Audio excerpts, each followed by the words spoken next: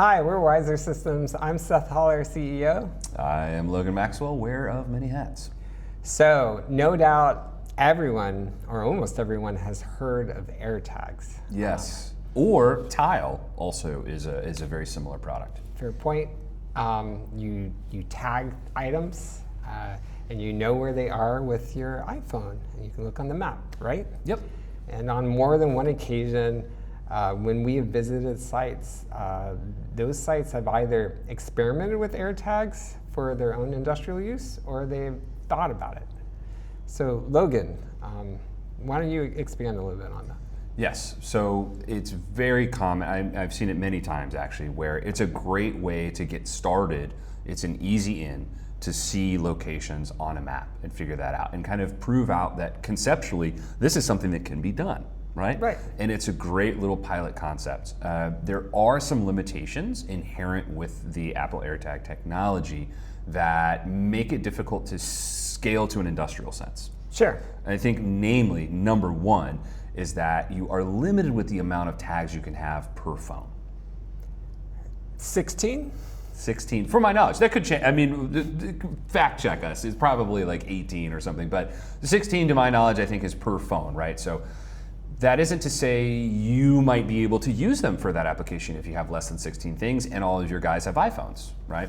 But namely, being limited to the number of tags that you can have, being limited to needing an iPhone to do that in a decentralized system way, right, is also kind of a limitation. Now, that being said, there are use cases that theoretically could use AirTags. In industry? Yes, in an industrial context. Okay. And I have seen some with shops where you have a small amount of high cost like fixtures or assemblies that you ship from one building to another.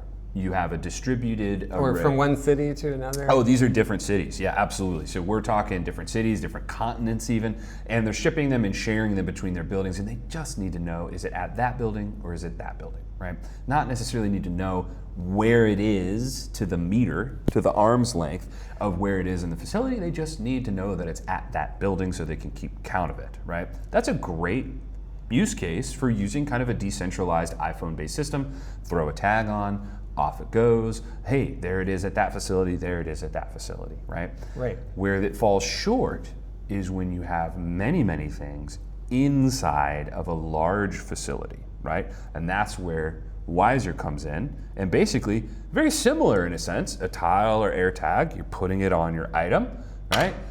And then off your item goes. But instead of phones, instead of kind of Geiger countering around and trying to figure out where that item is, our phones are readers that are daisy chained up in the ceiling. And they're just always on and always reading, and we will get you a dot on the map to within about a meter, arm's length. An arm's length in a lot of cases. That's an official measurement. Yes, well, it's cubits, right? So it'd be 5 cubits would be 5 cubits to an arm's length, I believe is the technical. Talking a little bit about AirTags here, I do want to, as a disclaimer, say that WISER Systems is not affiliated with or endorsed by Apple. This is our opinion. We didn't read the whole thing. Apple and AirTag are trademarks of Apple Inc., registered in the US and other countries. WISER Systems is not affiliated and or endorsed by Apple Inc. Thank you, Robot Logan. All right, we got that over with. Just a little bit on the technology side of AirTags. They have both Bluetooth and UWB in them. Yes. WISER, coincidentally, also has UWB. Typically, AirTags use the Bluetooth feature for proximity, and your phone has the GPS, so it can identify where that tag is based on the phone's GPS. Yep. When you're doing the Find My AirTag option, that's where the UWB comes in, so that you know exactly where it is, and you get more precision with that UWB. Like Logan said, you're tracking reasons to use AirTags. A, you're tracking less than 16 items. B, you're tracking across large distances. So large distance, low accuracy, essentially, right? Exactly. And C, you have phones in the proximity of where their tags are. Yep. So flip side, where is WISER useful?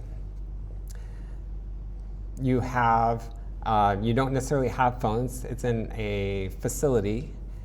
You are needing to know within an arm's length where it's located. So again, if a phone is in a building, it's not always going to know where GPS is. So you won't get that high accuracy. But if you are using WISER system and you have the surrounding infrastructure, you do get that high accuracy, right? Yep. Other items are battery life. So typically AirTags last about a year. And for a industrial use case setting where you have not just 16 tags, but you have 1,600. 16,000 tags, you do not want to be replacing tags every year. So WISER provides that 3 to 5 years of battery life. So it reduces the amount of labor associated with that. Let's see, what else? API, historical data. Yep. So as opposed to kind of a consumer basis of I'm tracking my lost luggage and I found it, great. WISER is kind of built to give you all of the historical reads of an item as they've moved from machine to machine, to gate to gate, to case to wherever they're needing to go. And so you can actually use it to analyze and optimize the flow of your facility. So you have thousands of these tags moving across millions of square feet, and then I have the record of how things have moved. And so it's a bit like comparing apples to oranges. I knew you were waiting for that. And so it's just a different technology. It has different use cases, and it's a great way to start. It's a great way to show internally the concept of tracking things. But as soon as you're past that pilot stage, give us a ring, right?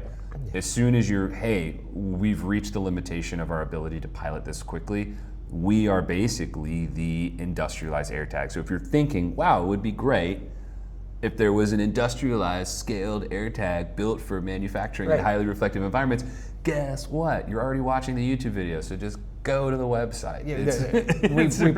We're creating this YouTube video for one or webinar or podcast for the sole reason because we've heard it mentioned from others in industry before, and they're all saying the same thing. Wouldn't it be nice if this was industrialized?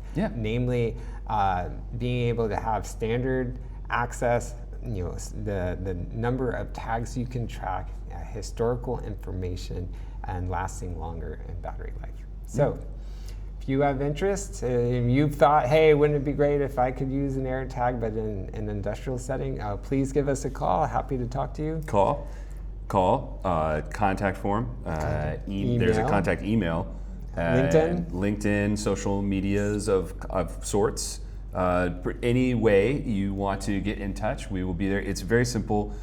Even just in 30 minutes, just knowing your industry, knowing your square footage, your square meters, knowing how many things you're going to track, no risk, no cost estimate of what it'll take. I think a lot of people are pleasantly surprised that we've taken a more consumerist AirTaggy approach to tracking these sorts of things. So we're not talking millions of dollars, right? We're not talking in 7 figures at all, even close to that, to cover these industrial facilities. So please let us know. And again, pretty easy to figure out what it's going to take and see if it's a good fit. Thank you for your time. We'll talk to you later. Take care, everyone. Bye.